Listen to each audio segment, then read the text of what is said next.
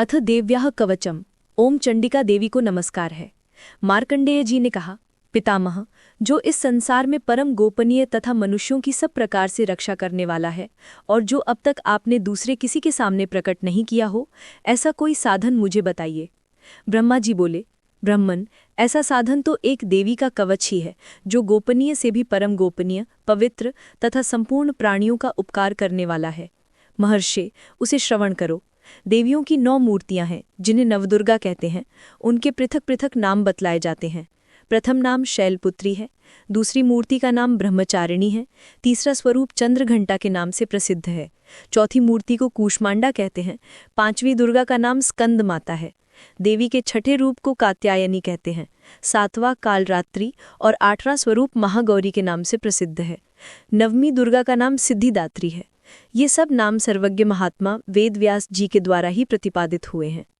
जो मनुष्य अग्नि में जल रहा हो, रणभूमि में शत्रुओं से घिर गया हो, विषम संकटों में फंस गया हो तथा इस प्रकार भय से आतुर होकर जो भगवती दुर्गा की शरण में प्राप्त हुए हो, उनका कभी कोई अमंगल नहीं होता।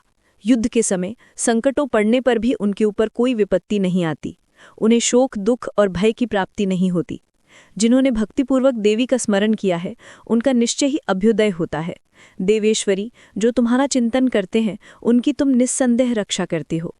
चामुंडा देवी प्रेत पर आरूढ़ होती हैं, वाराही भैंस पर सवारी करती हैं, ऐरावती का वाहन ऐरावत हाथी है, वैष्णवी देवी गरुड़ पर ही आसन जमाती हैं, महेश्वरी वृषभ पर आरूढ़ होती हैं, कौमारी का वाहन मयूर है, भगवान विष्णु की प्रियतमा लक्ष्मी देवी कमल के आसन पर विराजमान है और हाथों में कमल धारण किए हुए हैं। वृषभ पर आरूढ़ ईश्वर देवी ने श्वेत रूप धारण कर रखा है। ब्राह्मी देवी हंस पर बैठी हुई हैं और सब प्रकार के आभूषणों से विभूषित हैं। इस प्रकार ये सभी माताएं सब प्रकार की योग शक्तियों से संपन्न हैं। इनके सिवा और भी बहुत सी देवियां हैं, जो अनेक प्रकार के आभूषणों की शोभा से युक्त तथा नाना प्रकार के रत्नों से सुशोभित हैं। ये संपूर्ण देवियां क्रोध में भरी हुई हैं और भक्तों की रक्षा के लिए रथ पर बैठी दिखाई देती हैं। ये शंख, चक्र, गदा, शक्ति, हल और मूसल, खेटक और तोमर, परशु और पाश, कुंत एवं त्रिशूल एवं उत्तम शारंग धनुष आदि अस्त्र शस्त्र अपने हाथों में धारण करती हैं। दैत्यों की शाहीर का नाश करना, भक्तों को अभय दान देना और देवताओं का कल्याण करना, यही उनके शस्त्र धारण का उद्देश्य है। कवच आरंभ करने के पहले इस प्रकार प्रार्थना करनी चाहिए। महान रौद्र रूप, अत्यंत घोर पराक्रम, महान बल और महान उत्साह वाली देवी, तुम महान भय का नाश करने वाली हो, तुम्हें नमस्कार है। तुम्हारी ओर देखना भी कठिन है। शत्रुओं का भय बढ़ाने वाली जगदम्बिके, मेरी रक्षा करो। पूर्व दिशाओं में ऐन्द्री मेरी रक्षा करें, अग्निकोण में अग्नि शक्ति, दक्षिण दिशाओं में वाराही तथा नैऋत्य कोण में खड्गधारिणी मेरी रक्षा करें। पश्चिम दिशाओं में वारुणी और वायव्य कोण में मृग पर सवारी करने वाली देवी मेरी रक्षा करें। उत्तर दिशाओं में कौमारी और ईशान कोण में शूलधारिणी देवी रक्षा करें। ब्राह्मणी, तुम ऊपर की ओर से मेरी रक्षा करो और वैष्णवी देवी निचली ओर से मेरी रक्षा करें। इसी प्रकार शव को अपना वाहन बनाने वाली चामुंडा देवी 10 दिशाओं में मेरी रक्षा करें। जया आगे से और विजया पीछे की ओर से मेरी रक्षा करें। वाम भाग में अजिता और दक्षिण भाग में अपराजिता रक्षा करें। उद्योतिनी शिखा की रक्षा करें। उमा मेरे मस्तक पर विराजमान होकर रक्षा करें। ललाट में मालाधारी रक्षा करें और यशस्विनी देवी मेरी भौहों का संरक्षण करें। भौहों के मध्य भाग में त्रिनेत्रा और नथुनों की यमघंटा देवी रक्षा करें। दोनों नेत्रों के मध्य भाग में शिवानी और कानों में द्वारवासिनी रक्षा करें। कालिका देवी कपोलों की तथा भगवती शांकरी कानों के मूल भाग की रक्षा करें। नाक के अग्रभाग में सुगंधा और ऊपर के ओठों में चित्रघंटा देवी रक्षा करें। निचले ओठों में अमृत कला तथा जिह्वा में सरस्वती देवी रक्षा करें। कौमारी दांतों की और चंडिका कंठ प्रदेश की रक्षा करें। चित्रघंटा गले की घंटी की और महामाया तालु में रहकर रक्षा करें। कामाक्षी ठोड़ी की और सर्वमंगला मेरी वाणी की रक्षा करें। भद्रकाली ग्रीवा में और धनुर्धारी पृष्ठवंश में मेरुदंड में रहकर रक्षा करें।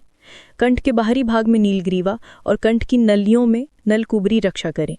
दोनों कंधों में खड्गिनी और मेरी दोनों भुजाओं की वज्रधारिणी रक्षा करें। दोनों हाथों में दंडिनी और अंगुलियों में अंबिका रक्षा करें। शूलेश्वरी नखों की और कुलेश्वरी कुक्षी मतलब पेट में रहकर रक्षा करें। महादेवी दोनों स्तनों की और शोक विनाशिनी देवी मन की रक्षा करें। ललिता देवी हृदय में और शूलधारिणी उदर में रहकर रक्षा करें। नाभि में कामिनी और गुप्त भाग में गुह्येश्वरी रक्षा करें। पूतना और कामिका लिंग की और महिषवाहिनी गुदा की रक्षा करें। भगवती कटी भाग में और विंध्यवासिनी घुटनों की रक्षा करें। संपूर्ण कामनाओं को देने वाली महाबला देवी दोनों पिंडलियों की रक्षा करें। नारसिंगी दोनों घुटनों की और तेजस्वी देवी दोनों चरणों के पृष्ठभाग की रक्षा करें। श्रीदेवी पैरों की अंगुलियों में और तलवासिनी पैरों के तलवों में रहकर रक्षा करें। अपनी दांतों के कारण भयंकर दिखाई देने वाली दंष्ट्रा कराली देवी नखों की रक्षा करें और ऊर्ध्वकेशिनी देवी केशों की रक्षा करें। रोमावलियों के छिद्रों में कौबेरी और त्वचा की वागीश्वरी देवी रक्षा करें।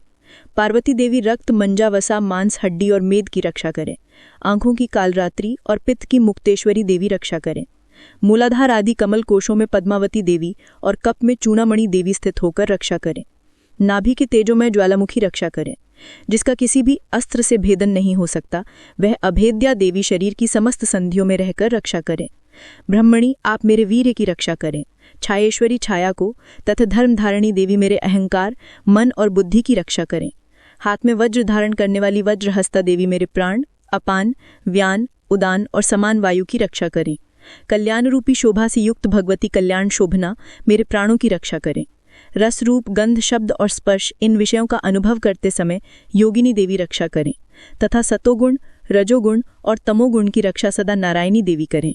वाराही आयु की रक्षा करें, वैष्णवी धर्म की रक्षा करें तथा चक्र धारण करने वाली चक्रिणी देवी यश, कीर्ति, लक्ष्मी, धन तथा विद्या की रक्षा करें। इंद्राणी, आप मेरे गोधन की रक्षा करें। चंडिके, तुम मेरे पशुओं की रक्षा करो। महालक्ष्मी, पुत्रों की रक्षा करें और भैरवी, पत्नी की रक्षा करें। मेरे पक्षियों, सुप्त मार्ग और यात्राओं में क्षेमकारी रक्षा करें। राजाओं के दरबार में महालक्ष्मी रक्षा करें और सब और व्याप्त रहने वाली विजया देवी संपूर्ण भय से मेरी रक्षा करें। देवी, जो स्थान कवच में नहीं कहा गया है अर्थात रक्षा से रहित है, वह सब तुम्हारे द्वारा सुरक्षित हो, क्योंकि तुम विजयी और पाप नाशिनी हो। यदि अपने शरीर का भला चाहे तो मनुष्य बिना कवच के कहीं एक पग भी न जाए, कवच का पाठ करके ही यात्रा करे। कवच के द्वारा सब ओर से सुरक्षित मनुष्य जहाँ जहाँ भी जाता है वहाँ वहाँ उसे धन लाभ होता है और संपूर्ण कामनाओं की सिद्धि कराने वाली विजय की प्राप्ति होती है। वह जिस अभीष्ट वस्तु का चिंतन करता है उसको निश्चय ही प्राप्त कर लेता है। वह पुरुष इस पृथ्वी पर तुल्य रहित महान ऐश्वर्य का भागी होता है। कवच से सुरक्षित मनुष्य निर्भय हो जाता है, युद्ध में उसकी पराजय नहीं होती तथा वह तीनों लोकों में पूजनीय होता है। देवताओं के लिए भी यह कवच दुर्लभ है। जो प्रतिदिन नियम पूर्वक तीनों संध्याओं के समय श्रद्धा के साथ इसका पाठ करता है उसे देवी की कला प्राप्त होती है तथा वह तीनों लोकों में कहीं भी पराजित नहीं होता। इतना ही नहीं, वह अमृत्यु से रहित हो 100 वर्ष से भी अधिक काल तक जीवित रहता है। मकरी, चेचक और कोढ़ आदि उसकी संपूर्ण व्याधियां नष्ट हो जाती हैं। कनेर, भांग, अफीम, धतूरा आदि का स्थावर विष, सांप और बिच्छू के काटने से चढ़ा हुआ जंगम विष तथा अहिफेन और तेल के संयोग से बनने वाला कृत्रिम विष, ये सभी प्रकार के विष दूर हो जाते हैं, उनका कोई असर नहीं होता। इस पृथ्वी पर मारण मोहन आदि जितने आभिचारिक प्रयोग होते हैं तथा इस प्रकार के जितने मंत्र यंत्र होते हैं वे सब इस कवच को हृदय में धारण कर लेने पर उस मनुष्य को देखते ही नष्ट हो जाते हैं। यही नहीं, पृथ्वी पर विचरण करने वाले ग्राम देवता, आकाशचारी देव विशेष, जल के संबंध से प्रकट होने वाले गण, उपदेश मात्र से सिद्ध होने वाले निम्न कोटि के देवता, अपने जनक के साथ प्रकट होने वाले देवता, कुल देवता, माला, कंठमाला आदि, डाकिनी, शाकिनी, अंतरिक्ष में विचरने वाली अत्यंत बलवती भयानक डाकिनियां, ग्रह, भूत, पिशाच, यक्ष, गंधर्व, राक्षस, ब्रह्म राक्षस, बैताल, कुंभांड और भैरव आदि अनिष्टकारी देवता भी हृदय में कवच धारण किए रहने वाले उस मनुष्य को देखते ही भाग जाते हैं। कवचधारी पुरुष को राज दरबार में सम्मान वृद्धि प्राप्त होती है। यह कवच मनुष्य को तेज की वृद्धि करने वाला और उत्तम है। कवच का पाठ करने वाला पुरुष अपनी कीर्ति से विभूषित भूतल पर अपने सुयश के साथ साथ वृद्धि को प्राप्त होता है। जो पहले कवच का पाठ करके उसके बाद सप्तशती चंडी का पाठ करता है, उसकी जब तक वन, पर्वत और काननों सहित यह पृथ्वी टिकी रहती है तब तक यहाँ पुत्र, पौत्र आदि संतान परंपरा बनी रहती है। फिर देह का अंत होने पर वह पुरुष भगवती महामाया के प्रसाद से उस नित्य परम पद को प्राप्त होता है जो देवताओं के लिए भी दुर्लभ है। वह सुंदर दिव्य रूप धारण करता है और कल्याणमय शिव के साथ आनंद का भागी होता है। इति देव्या कवचम संपूर्णम। श्री अर्गला स्तोत्रम। मार्कंडेय जी कहते हैं, जयंती मंगला काली, भद्रकाली कपालिनी, दुर्गा, क्षमा, शिवा, धात्री, स्वाहा और स्वधा, इन नामों से प्रसिद्ध देवी तुम्हें मैं नमस्कार करता हूँ। हे देवी, समस्त प्राणियों की पीड़ा हरने वाली तथा सब में व्याप्त रहने वाली देवी, तुम्हारी जय हो। कालरात्रि तुम्हें नमस्कार है।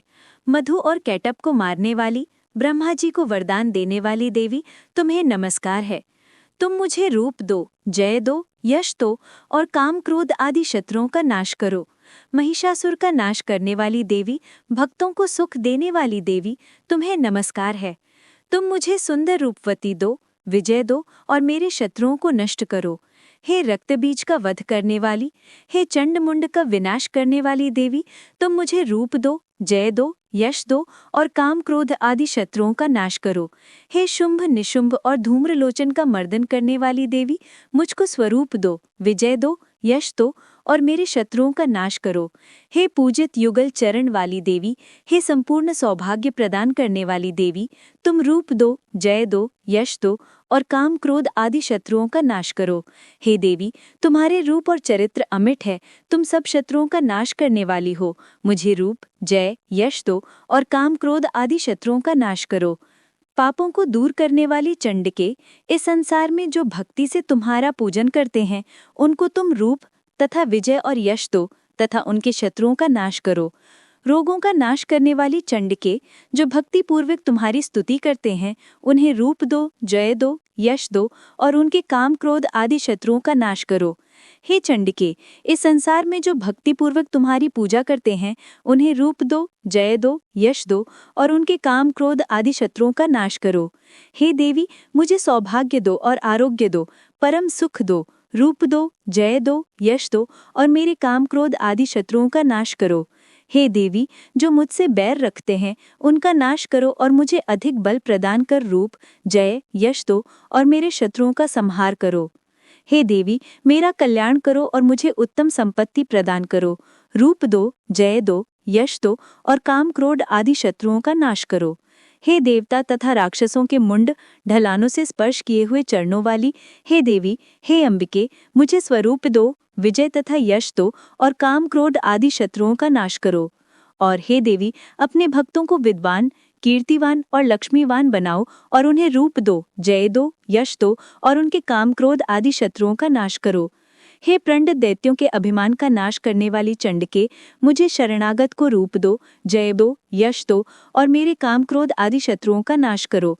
हे चार भुजाओं वाली, हे ब्रह्मा द्वारा प्रशंसित परमेश्वरी, मुझे रूप दो, जय दो, यश दो और मेरे क्रोधादि शत्रुओं को नष्ट करो। निरंतर भक्ति से भगवान विष्णु से सदा स्तुति की हुई, हे अंबिके, मुझे रूप दो, जय दो, यश दो और मेरे शत्रुओं को नष्ट करो। हिमाचल कन्या पार्वती के पति महादेव जी के द्वारा प्रशंसित होने वाली, हे परमेश्वरी, मुझे रूप, जय, यश दो और मेरे शत्रुओं का नाश करो। इंद्राणी के पति अर्थात इंद्र के द्वारा सद्भाव से पूजित होने वाली परमेश्वरी, तुम मुझे रूप दो, जय दो, यश दो और काम क्रोध आदि शत्रुओं का नाश करो। प्रंडभुज दंड से दैत्यों के घमंड का नाश करने वाली देवी, मुझे रूप दो, जय दो, यश दो और मेरे शत्रुओं का नाश करो। हे देवी, तुम अपने भक्तों को सदा असीम आनंद प्रदान करती रहती हो। मुझे रूप, जय, यश दो और मेरे काम क्रोध आदि शत्रुओं का नाश करो। हे देवी, मेरी इच्छा अनुसार चलने वाली सुंदर स्त्री मुझे प्रदान करो, जो कि संसार सागर से तारने वाली तथा उत्तम कुल में उत्पन्न हुई हो।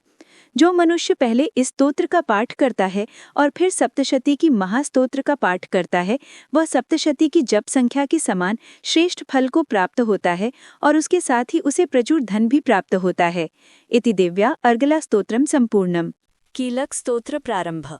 महर्षि मार्कंडेय जी कहते हैं, निर्मल ज्ञान रूपी शरीर धारण करने वाले, देवत्रयी रूप दिव्य 3 नेत्र वाले, जो कल्याण प्राप्ति के हेतु हैं तथा अपने मस्तक पर अर्धचंद्र धारण करते हैं, उन भगवान शिव को नमस्कार है। जो मनुष्यन कीलक मंत्रों को जानता है, वही पुरुष कल्याण की प्राप्ति करता है। जो अन्य मंत्रों को जपकर केवल सप्तशती स्तोत्र से ही देवी की स्तुति करता है, उसको इससे ही देवी की सिद्धि हो जाती है। उन्हें अपने कार्य की सिद्धि के लिए दूसरे की साधना करने की आवश्यकता नहीं रहती। बिना जप के ही उनके उच्चाटन आदि सब काम सिद्ध हो जाते हैं। लोगों के मन में शंका थी कि केवल सप्तशती की उपासना से अथवा सप्तशती को छोड़कर अन्य मंत्रों की उपासना से भी समान रूप से सब कार्य सिद्ध हो जाते हैं, तब इनमें कौन सा श्रेष्ठ साधन है। लोगों की इस शंका को ध्यान में रखकर भगवान शंकर ने अपने पास आए हुए जिज्ञासुओं को समझाया कि ये सप्तशती नामक संपूर्ण स्तोत्र ही कल्याण को देने वाला है। इसके पश्चात भगवान शंकर ने भगवती चंडिका के सप्तशती नामक स्तोत्र को गुप्त कर दिया, अतः मनुष्य इसको बड़े पुण्य से प्राप्त करता है। जो मनुष्य कृष्ण पक्ष की चतुर्दशी अथवा अष्टमी को एकाग्रचित होकर देवी को अपना सर्वस्व समर्पित कर देता है और फिर उस प्रसाद रूप में ग्रहण करता है, उस पर दुर्गा प्रसन्न होती है अथवा नहीं होती है। इस प्रकार सिद्धि के प्रतिबंधक रूप कील के द्वारा भगवान शंकर ने इस स्तोत्र को कीलित कर रखा है। जो पुरुष इस सप्तशती को निष्कीलन करके नित्य पाठ करता है वह सिद्ध हो जाता है, वही देवी का पार्षद होता है और वही गांधर्व भी होता है। सर्वदा विचरते रहने पर भी उस मनुष्य को इस संसार में कोई कष्ट नहीं होता, वह अपमृत्यु के वश में नहीं पड़ता तथा देह त्यागने के अनंतर मोक्ष प्राप्त कर लेता है। किंतु इस कीलक की विधि को जानकार ही सप्तशती का पाठ करना चाहिए। जो ऐसा नहीं करता वह नष्ट हो जाता है। इसलिए कीलन और निष्कीलन का ज्ञान प्राप्त करने पर ही यह स्तोत्र निर्दोष होता है और विद्वान पुरुष इस निर्दोष स्तोत्र का ही पाठारंभ करते हैं। स्त्रियों में जो कुछ भी सौभाग्य आदि दिखाई देता है वह सब इस पाठ की ही कृपा है, अतः इस कल्याणमय स्तोत्र का सदा जप करना चाहिए। इस स्तोत्र का शनैः शनैः पाठ करने से स्वल्प फल की प्राप्ति होती है, अतः उच्च स्वर से ही इसका पाठारंभ करना चाहिए। जिस देवी के प्रसाद से ऐश्वर्य, सौभाग्य, आरोग्य, संपत्ति, शत्रुनाश तथा परम मोक्ष की प्राप्ति होती है, उस देवी की स्तुति मनुष्य को अवश्य करनी चाहिए। इति कीलक स्तोत्रम समाप्तम। श्री दुर्गा सप्तशती अष्टम अध्याय। रक्तबीजवध। ध्यान। मैं अणिमा आदि सिद्धिमयी किरणों से आवृत भवानी का ध्यान करता हूँ। उनके शरीर का रंग लाल है, नेत्रों में करुणा लहरा रही है तथा हाथों में पाश, अंकुश, बाण और धनुष शोभा पाते हैं। ऋषि कहते हैं, चंड और मुंड नामक दैत्यों के मारे जाने तथा बहुत सी सेना का संहार हो जाने पर दैत्यों के राजा प्रतापी शुंभ की मन में बड़ा क्रोध हुआ और उसने दैत्यों की संपूर्ण सेना को युद्ध के लिए कूच करने की आज्ञा दी। वो बोला, आज उदायुध नाम के 86 दैत्य सेनापति अपनी सेनाओं के साथ युद्ध के लिए प्रस्थान करें। कंबू नाम वाले दैत्यों के 84 सेनानायक अपनी वाहिनी से घिरे हुए यात्रा करें। 50 कोटि वीर्य कुल के और 100 धौरुप्र कुल के असुर सेनापति मेरी आज्ञा से सेना सहित कूच करें। कालक, दौड़िद, मौर्य और कालकेय असुर भी युद्ध के लिए तैयार हो मेरी आज्ञा से तुरंत प्रस्थान करें। भयानक शासन करने वाला असुर राज शुंभ इस प्रकार आज्ञा दे सहस्रों बड़ी बड़ी सेनाओं के साथ युद्ध के लिए प्रस्थित हुआ। उसकी अत्यंत भयंकर सेना आती देख चंडिका ने अपने धनुष की टंकार से पृथ्वी और आकाश के बीच का भाग गुंजा दिया। राजन, तदनंतर देवी के सिंह ने भी बड़े जोर जोर से दहाड़ना आरंभ किया। फिर अंबिका ने घंटे के शब्द से उस ध्वनि को और भी बढ़ा दिया। धनुष की टंकार, सिंह की दहाड़ और घंटे की ध्वनि से संपूर्ण दिशाएं गूंज उठीं। उस भयंकर शब्द से काली ने अपने विकराल मुख को और भी बढ़ा लिया और इस प्रकार वे विजयिनी हुईं। उस तुमुल नाद को सुनकर दैत्यों की सेनाओं ने चारों ओर से आकर चंडिका देवी, सिंह और काली देवी को क्रोधपूर्वक घेर लिया। राजन, इसी बीच में असुरों के विनाश तथा देवताओं के अभ्युदय के लिए ब्रह्मा, शिव, कार्तिकेय, विष्णु तथा इंद्र आदि देवों की शक्तियां, जो अत्यंत पराक्रम और बल से संपन्न थीं, उनके शरीरों से निकलकर उन्हीं के रूप में चंडिका देवी के पास गईं। जिस देवता का जैसा रूप, जैसी वेशभूषा और जैसा वाहन है, ठीक वैसे ही साधनों से संपन्न हो, उसकी शक्ति असुरों से युद्ध करने के लिए आई। सबसे पहले हंस युक्त विमान पर बैठी हुई अक्षसूत्र और कमंडलू से सुशोभित ब्रह्मा जी की शक्ति उपस्थित हुई, जिसे ब्रह्माणी कहते हैं। महादेव जी की शक्ति वृषभ पर आरूढ़ हो, हाथों में श्रेष्ठ त्रिशूल धारण किए, महानाग का कंकण पहने, मस्तक में चंद्र रेखा से विभूषित हो वहां आ पहुंची। कार्तिकेय जी की शक्ति रूपा जगदम्बिका उन्हीं का रूप धारण किए, श्रेष्ठ मयूर पर आरूढ़ हो, हाथ में शक्ति लिए दैत्यों से युद्ध करने के लिए आई। इसी प्रकार भगवान विष्णु की शक्ति गरुड़ पर विराजमान हो, शंख, चक्र, गदा, शारंग, धनुष तथा खड्ग हाथ में लिए वहां आई। अनुपम यज्ञ वराह का रूप धारण करने वाले श्री हरि की जो शक्ति है, वो भी वराह शरीर धारण करके वहां उपस्थित हुई। नारसिंही शक्ति भी नृसिंह के समान शरीर धारण करके वहां आई। उसकी गर्दन के बालों के झटके से आकाश के तारे बिखरे पड़ते थे। इसी प्रकार इंद्र की शक्ति वज्र हाथ में लिए गजराज ऐरावत पर बैठकर आई। उसके भी सहस्त्र नेत्र थे। इंद्र का जैसा रूप है वैसा ही उसका भी था।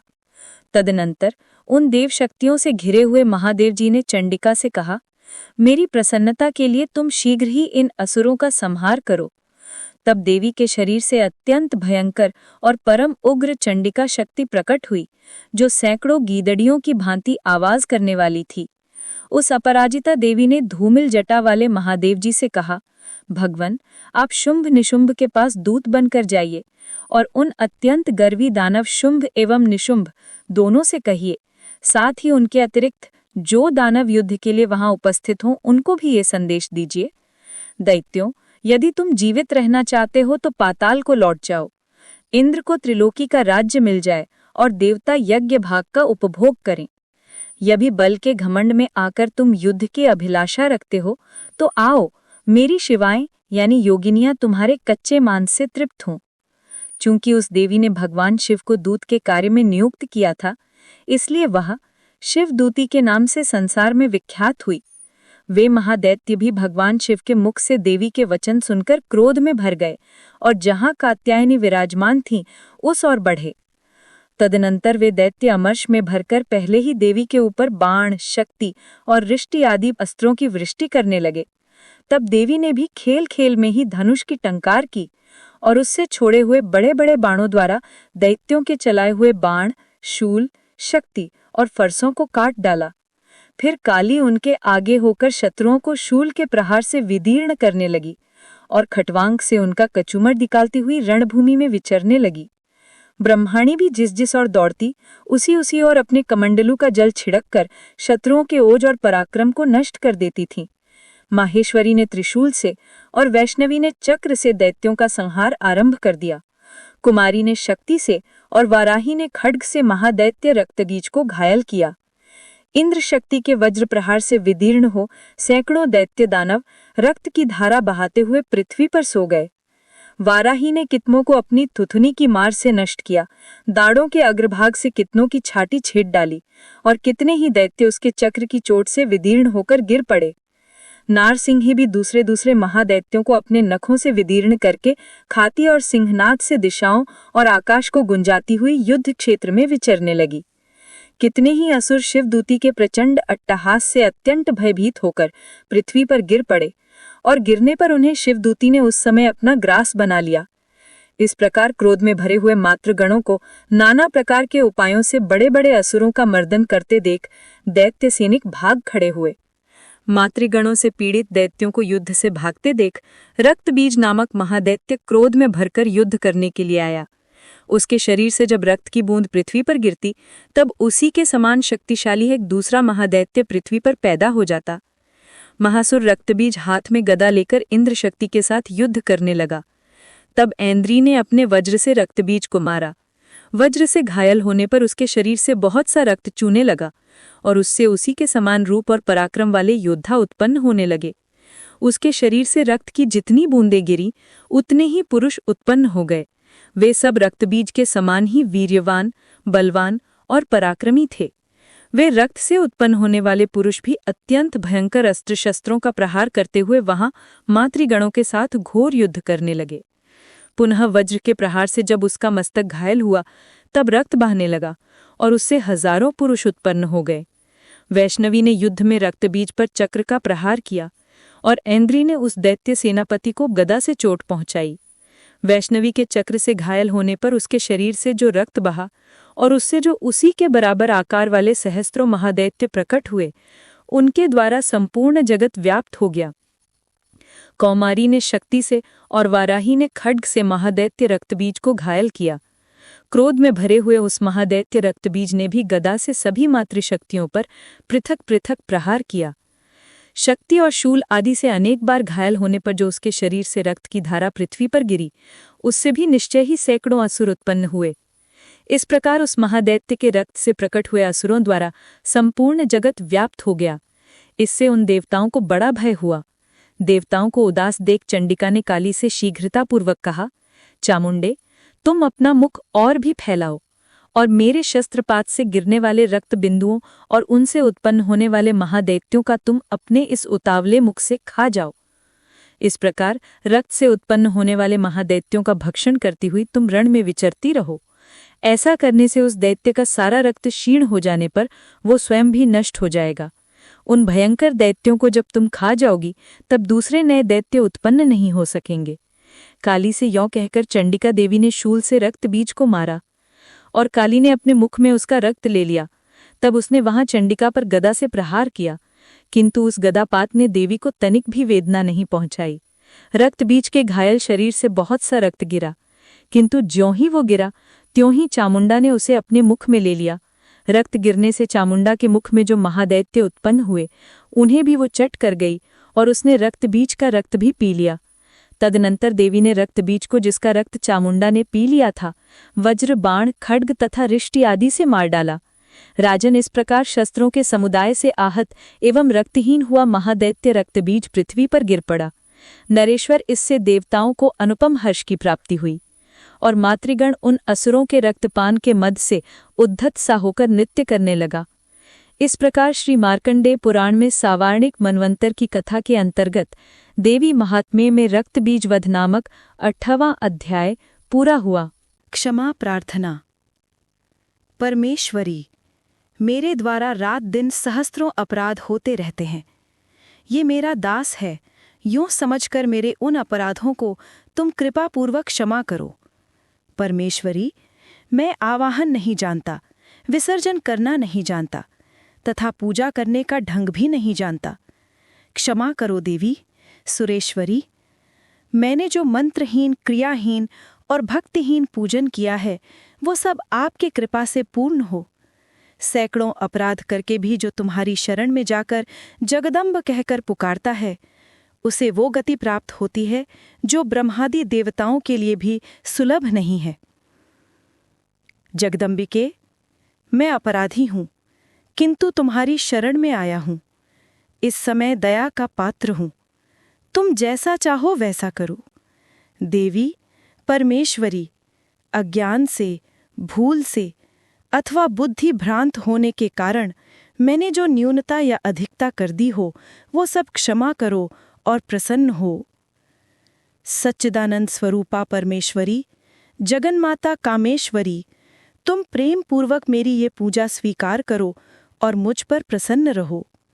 देवी सुरेश्वरी, तुम गोपनीय से भी गोपनीय वस्तु की रक्षा करने वाली हो। मेरे निवेदन किए हुए इस जप को ग्रहण करो, तुम्हारी कृपा से मुझे सिद्धि प्राप्त हो।